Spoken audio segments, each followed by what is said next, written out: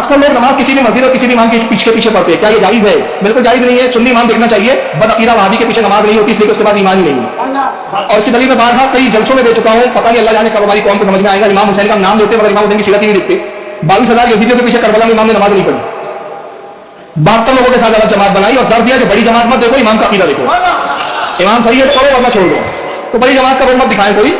تو بہرحال چاہے وہ حرم کا اور مدینے کا امام کیوں نہ ہو، اس کے پیچھے بھی نماز نہیں ہوتی اگر عقیدہ گندا ہے تو. کیونکہ مدینے میں بہت سارے بدعقیدوں نے بھی کسی زمانے میں نماز پڑھائی ہے. میں تعلق سے آپ کو روایت سنا بھی دیتا ہوں، بڑی پیاری روایت ہے. حضرت عثمان غنی کی شہادت ہوئی، بلوائیوں نے قبضہ کر لیا. بلوائی کون تھے؟ عثمان غنی کے قاتل. مسجد نبوی میں بلوائیوں کا امام نماز پڑھاتا ہے. لوگ حضرت علی کے پاس آئے، کہا کہ آپ کیا حکم دیتے ہیں، بلوائیوں کے امام کے پیچھے نماز پڑھ لے جو حضرت عثمان کے قاتل ہے؟ تو مولا کائنات نے کہا اس زمانے کے لیے میں نے رسول اللہ کی حدیث سنی ہے. سرکار نے ارشاد فرمایا کہ اگر ایسا وقت آئے کہ میرے مسلح پر ظالم مسلط ہو جائے تو آیا علی تو گھر میں نماز پڑھنا، اللہ تجھے جماعت کا ثواب عطا کرے گا. تو وہ تو عثمان کے قاتل تھے، کم وقت ایمان کے قاتل ہے. یہ تو اس سے برے ہیں، اس سے بدتر ہے یہ. تو ان کے پیچھے نہیں ہوگی. اور خوارج آج بھی موجود ہیں، جو آج بھی خوارج کی نشانی ہوگی کہ مسلمانوں کی تکفیر کریں گے. جو بھی آپ کو یہ کہتا نظر آئے نا کہ فلاں کافر ہے اور وہ کلمہ گو ہو، اہل قبلہ ہو، ختم نبوت کو ماننے والا ہو، اس کے باوجود سے کافر کہہ رہا ہو، تو آپ سمجھ لیں خارجی ہے.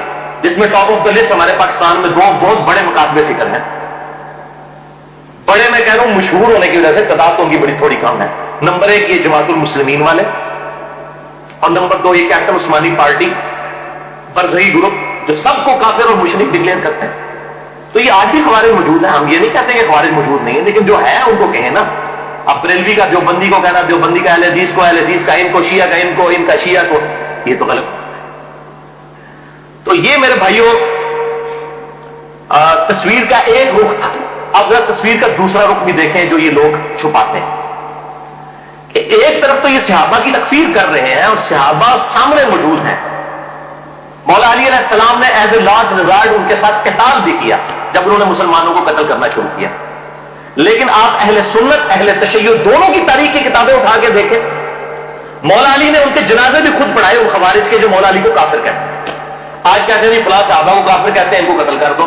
تو میں یہ پوچھتا ہوں کہ جو مولا علی علیہ السلام کو منہ پر کافر کہتے تھے، ان کو تو مولا علی نے کافر نہیں کہا اور کہا ہمارے بھائی تھے بھگوڑے ہو گئے. ان کے جنازے پڑھائے، ان کی عورتوں کو لونڈیا نہیں بنایا.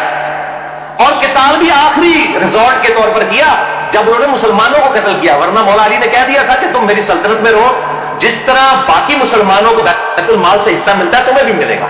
لیکن جب انہوں نے مسلمانوں کو قتل کرنا شروع کیا تو ایز اے لاسٹ ریزارٹ مولا علی رضی اللہ تعالیٰ عنہ علیہ السلام نے تلوار اٹھائی. اس کی بشارتیں اس میں موجود ہیں ریسرچ پیپر کے اندر کہ آپ صلی اللہ علیہ وسلم نے فرمایا تھا کہ قرآن حکیم کو منوانے کے لیے جس طرح مجھے کافروں کے خلاف قتال کرنا پڑا ہے، میرے صحابہ میں ایک خوش نصیب وہ بھی ہے جسے مسلمانوں کے خلاف قتال کرنا پڑے گا قرآن کو منوانے کے لیے.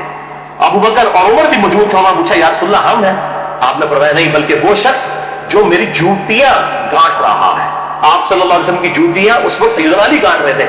صحابہ دوڑے مولا علی رضی اللہ تعالیٰ عنہ علیہ السلام کی طرف اور کہا کہ آپ کے بارے میں نبی صلی اللہ علیہ وسلم نے اتنی بڑی پریڈکشن فرمائی ہے. تو مولا علی مسکرا پڑے، جس سے صحابہ کہتے ہیں ہم سمجھ گئے کہ آپ کو پتا تھا یہ کہ میں نے آن دا بہاف آف پروفٹ ان لوگوں کے خلاف قتال کرنا ہے. اور یہ حدیث الحمدللہ صحیح سند کے ساتھ مسند امام احمد میں جلد 3 صفحہ 82 پر 11790 ہے، اور اسی طریقے سے سنن نسائی الکبریٰ میں 8457 نمبر ہے صحیح سند کے ساتھ. الحمدللہ یہ حدیث موجود ہے.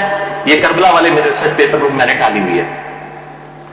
تو یہ دوسرا میں آپ کو کنٹراسٹ بتا رہا ہوں. اسی طریقے سے اسی ریسرچ پیپر میں نے وہ روایت ڈالی ہے 24 نمبر پر کہ المصنف ابن ابی شیبہ میں انٹرنیشنل نمبر کے مطابق 37,942 نمبر اثر ہے کہ مولا علی علیہ السلام سے خود پوچھا گیا کہ بتائیے کہ یہ خوارج جو ہیں کیا یہ مشرک ہے جو آپ کو مشرک اور کافر کہتے ہیں؟ آپ نے فرمایا یہ مشرک نہیں ہے، یہ شرک سے ہی تو بھاگے ہیں. یہ اس لیے مجھ سے دور ہوئے کہ انہیں یہ گمان ہوا کہ میں غلط ہوں، میں شرک میں مبتلا ہو چکا ہوں. انہوں نے اپنے گمان میں یہ سمجھا یہ شرک سے بھاگنے کے لیے انہوں نے کیا، مشرک نہیں ہے. پھر پوچھا گیا کیا منافق ہے؟ تو سیدنا علی نے کہا یہ تو اتنی لمبی لمبی نمازیں پڑھتے ہیں، قرآن تو کہتا ہے منافق تو بڑا تھوڑا اللہ کا ذکر کرتے ہیں، یہ منافق بھی نہیں ہے. تازہ کریں آپ یہ آپ دیکھیں پازیٹو، جس کو کہتا ہے پازیٹو اپروچ، حسن ظن. کہا ہمارے بھائی تھے بھگوڑے ہو گئے. میں یہی کہتا ہوں کہ یہ آج بھی جب کسی کے ساتھ اختلاف ہو تو آپ زیادہ زیادہ یہ کہہ دیا کریں کہ ہمارے بھائی تھے بھگوڑے ہو گئے، بجائے کہ آپ کفر و شرک کے فتوے لگانا شروع کرتے ہیں. یہ سیدنا علی آپ دیکھیں کیا پازیٹو ان کی اپروچ تھی. تو یہ نہیں وہ بتاتے ہیں کہ بھائی خوارج کے بارے میں خوارج وہ کہتے ہیں اور قتل کرو، یہ نہیں بتاتے خوارج کے بارے میں سیدنا علی کا ایٹیچیوڈ کیا تھا. اچھا، اسی طریقے سے ابن عمر رضی اللہ تعالیٰ عنہ کا یہ جو قول پیش کرتے ہیں صحیح بخاری 6930 نمبر حدیث کی ہیڈنگ سے، کہ ابن عمر کہتے تھے جی خوارج بدترین مخلوق ہے کہ یہ کافروں کے بارے میں جو آیات نازل ہوئی مسلمانوں پر چسپاں کرتے ہیں. لیکن اس تصویر کا ایک دوسرا رخ بھی موجود ہے. وہ انڈیا میں ایک وہ جھوٹا انسان آج کل انہوں نے اٹھایا بریلویوں نے، فاروق رضوی، وہ روایتیں جی وہ غریب اکٹھی کر کر کے تو بیان کر رہا ہوتا ہے. یہ فاروق رضوی کو بھی میں یہ علمی طور پر جواب دے رہا ہوں اینٹی وینم، کہ میرے بھائی اس کو بھی پڑھ، یہ بھی چیزیں موجود ہیں کہ ابن عمر کا اگر وہ قول ہے نا خوارج کے بارے میں تو یہ بھی موجود ہے. جو میں نے اپنے اس ریسرچ پیپر میں واقعہ کربلا کا حقیقی پس منظر 72 صحیح الاسناد حدیث کی روشنی میں 24 نمبر پہ ڈالا ہے، اور سنن کبری البیہقی میں، سنن کبری البیہقی میں انٹرنیشنل نمبر کے مطابق 5088 نمبر ہے کہ ابن عمر خوارج کو سلام بھی کیا کرتے تھے، حالانکہ وہ اس وقت مسلمانوں کو قتل کر رہے تھے. اور ابن عمر فرمایا کرتے تھے کہ جب تک خوارج کی مسجدوں سے حی علی الصلاۃ حی علی الفلاح کی آوازیں آئیں گی، ہم ان اذانوں کا جواب بھی دیں گے، ان کے پیچھے نمازیں بھی پڑھیں گے، ان کے سلام کا بھی جواب دیں گے، لیکن جب ہمیں یہ کہیں گے کہ ہم اپنے مسلمان بھائیوں کو قتل کریں پھر ہم ان کا ساتھ نہیں دیں گے. یہ ابن عمر خوارج کو بدترین مخلوق سمجھتے تھے، تو ابن عمر تو خوارج کے پیچھے نماز بھی پڑھتے تھے. کیا یہ بریلوی مکتب فکر کے لوگ، خصوصاً یہ فاروق رضوی جو پارٹی ہے، یہ تو لیکچر ریکارڈ کروا رہا ہوتا ہے کہ امام کعبہ کے پیچھے نماز نہیں ہوتی ہے، ابن عمر خوارج کو تو یہ تو خارجی ہیں. تو میں پوچھتا ہوں کہ ابن عمر تو خوارج کے پیچھے نماز بھی پڑھتے تھے، آپ ابن عمر کو نہیں مانو گے؟ اگر تم خوارج ہی سمجھتے ہو اہل حدیث کو تو نمازیں تو ان کے پیچھے پڑھو، ان کے سلام کا جواب تو دو.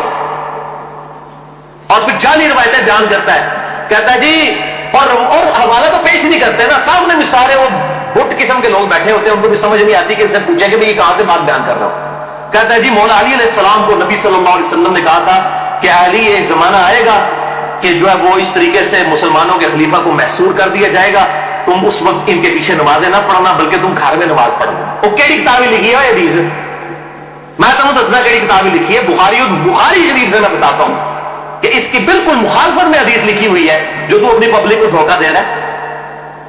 صحیح بخاری میں انٹرنیشنل نمبر کے مطابق 694 نمبر روایت ہے کہ نبی صلی اللہ علیہ وسلم نے فرمایا کہ امام تمہیں نمازیں پڑھاتے ہیں، اگر وہ صحیح نماز پڑھائیں گے تمہیں تمہارا ثواب پورا ملے گا اور ان کو بھی ملے گا، اور اگر وہ تمہیں غلط نمازیں پڑھائیں گے تو تمہیں ثواب پورا مل جائے گا، ان اماموں کی غلطیوں کا وبال انہی پر ہوگا. یہ اکثر مجھے لوگ پوچھ رہے ہوتے ہیں کہ جی بریلوی اور دیوبندی امام رفع الیدین نہیں کرتے تو غلط نماز پڑھ رہے ہوتے ہیں، تو ان کے پیچھے ہم نماز پڑھ لیا کریں. بھئی بیسک نماز کی سٹرکچر تو سب کی ایک ہی ہے، قیام کے بعد رکوع کے بعد کھڑا ہونا، ہر رکعت میں 2 سجدے، 2 سجدوں کے درمیان بیٹھنا، 2 رکعتوں کے بعد تشہد کرنا اور 4 کے بعد سلام پھیر دینا. یہ بیسک سٹرکچر تو سب کی سیم ہے. باقی رفع الیدین والا ایشو ہے. تو اگر امام رفع الیدین نہیں کرتا، آپ ضرور سنت کے مطابق رفع الیدین کریں، آپ کی نماز ہو جائے گی، امام کی غلطی کا وبال اسی پر ہو.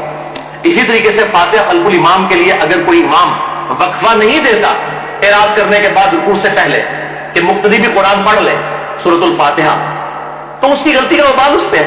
آپ نے سورۃ الفاتحہ پڑھنا ہے کیونکہ اس کے بغیر نماز نہیں ہوتی. مسئلہ نمبر 84 میرا سن لیجیے اہل سنت پاک.com پہ.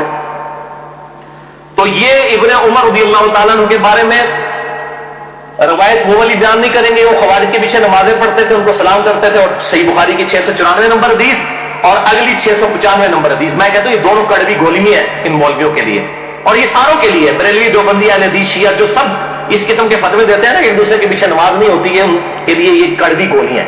695 نمبر حدیث جو صحیح بخاری میں ہے، اس کے اوپر تو امام بخاری نے باب باندھ دیا ہے کہ باغی اور بدعتی کے پیچھے نماز پڑھنے کا حکم ہے خلیفۃ المسلمین سیدنا عثمان غنی رضی اللہ تعالیٰ عنہ علیہ السلام کی طرف سے کہ باغیوں اور بدعتیوں کے پیچھے نماز پڑھو. امام بخاری نے باب باندھا اور پہلے تعلیقاً روایت حسن بصری کا قول لے کر ہے تابعی رضی اللہ تعالیٰ عنہ علیہ السلام المتوفی 110 ہجری کہ حسن بصری کہتے ہیں جو بخاری اور مسلم کے راوی ہیں کہ بدعتی امام کے پیچھے نماز پڑھ لے اس کی بدعت کا وبال اسی پر ہوگا. اور پھر نیچے روایت لے کر آئے امام بخاری 695 نمبر صحیح بخاری میں جو مولویوں کے گلے سے نیچے نہیں اترتی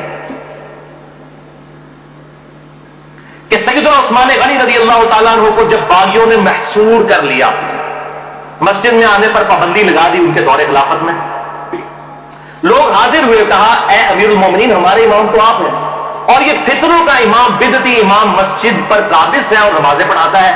ہمیں اندیشہ ہے کہ ہم کہیں گناہ گار نہ ہو جائے ان کے پیچھے نماز پڑھ کے.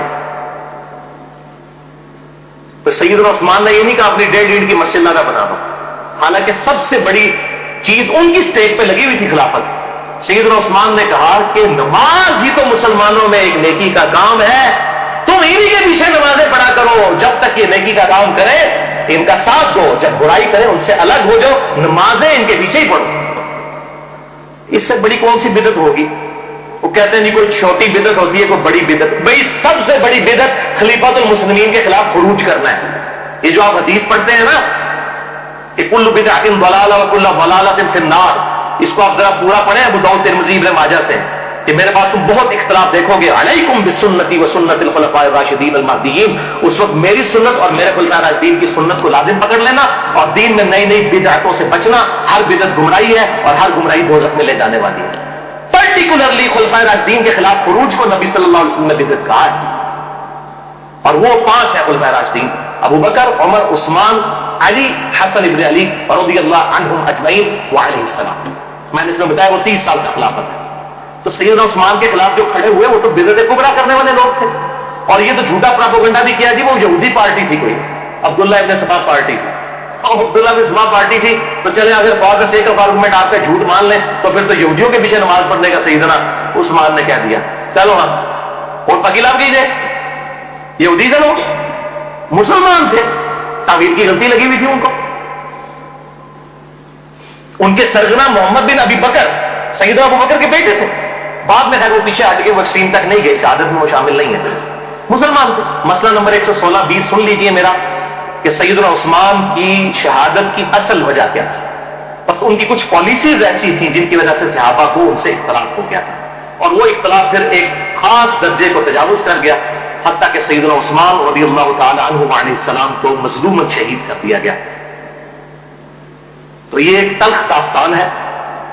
تو میں بتا رہا ہوں کہ سیدنا عثمان کی لائف سٹیج پہ لگی ہوئی تھی، پھر بھی وہ کہہ رہے ہیں نمازیں ان کے پیچھے پڑھو.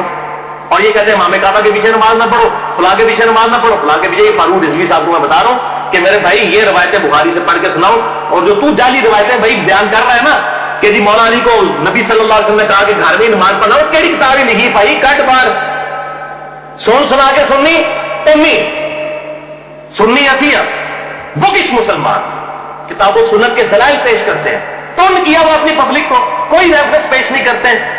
تو میں کہتا ہوں سنی بنو تنی نہ بنو. یہ ٹنی ہے، سن سنا کے سننی صحیح سنی بنو کتاب و سنت کے منہج کے مطابق.